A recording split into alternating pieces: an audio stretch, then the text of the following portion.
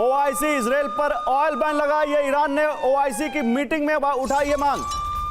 OIC Israel पर oil ban लगाए, Israel ने को घेरने के लिए ईरान ने ये बड़ी मांग की है। ओआईसी की जेद्दा में हुई बैठक में ये मांग की है ईरान ने कि ऑयल बैन लगा दो। हम सब जो मुस्लिम कंट्रीज हैं, हम सब जो अरब कंट्रीज हैं, वो यहाँ बहुत सबसे बड़े ऑयल प्रोड्यूसर्स हैं, तो इजराइल पर ऑयल बैन लगा दो, इजराइल को ऑयल ही नहीं दें, ये ईरान ने मांग उठाई है। एक और बड़ी खबर इसी मीटिंग से जुड़ी हुई, ओआईसी की मीटिंग में इजराइल पर बड़ा हमला, इजराइल के राजदूतों को वापस भेजने की मांग की है ईरान ने।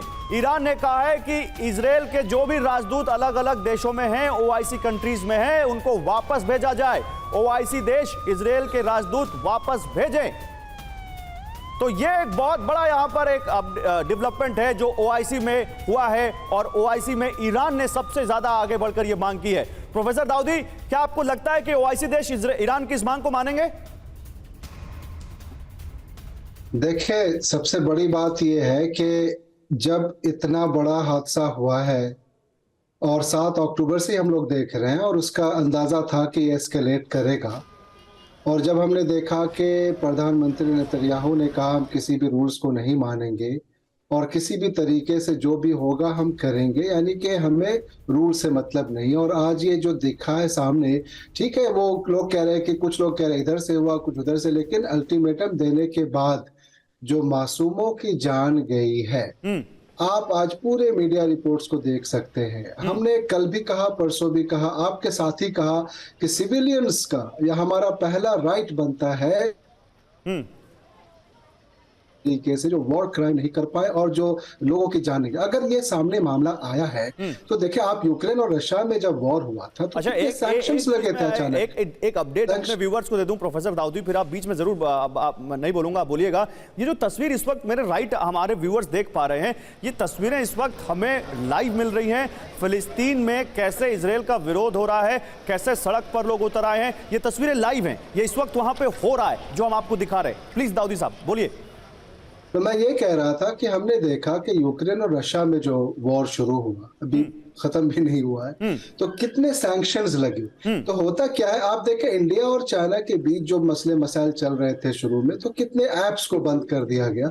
ये तमाम चीजें ऐसी होती हैं कि आप एक प्रेशर टैक्ट बनाने की कोशिश करते। क्यों?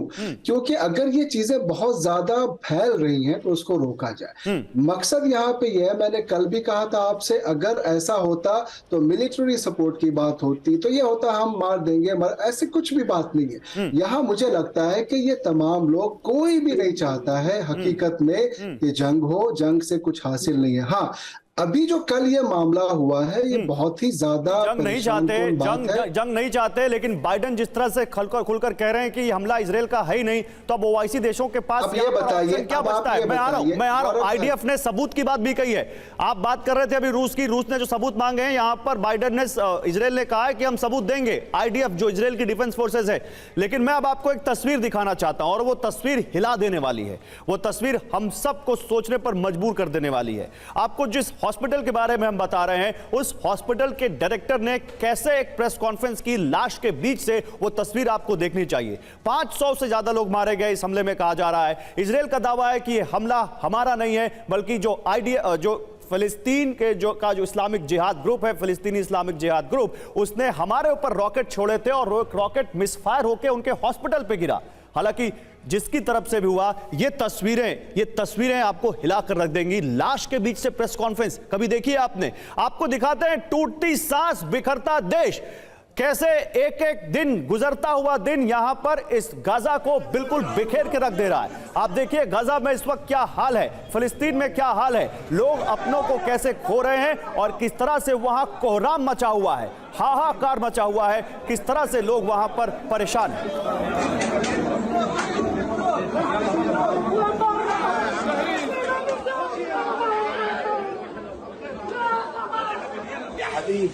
الله يسهل عليك. حسبي الله على الرحمة كله يا دول يا الله.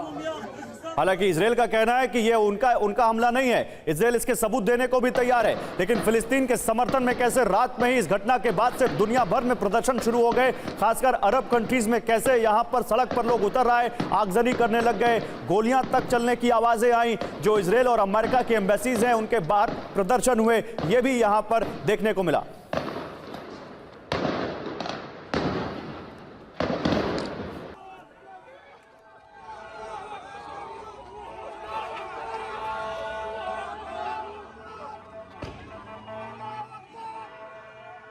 तो ये तस्वीरें आप देखिए, ये तस्वीरें आपको बताने के लिए काफी हैं कि कल रात से अब तक बहुत कुछ घट चुका है।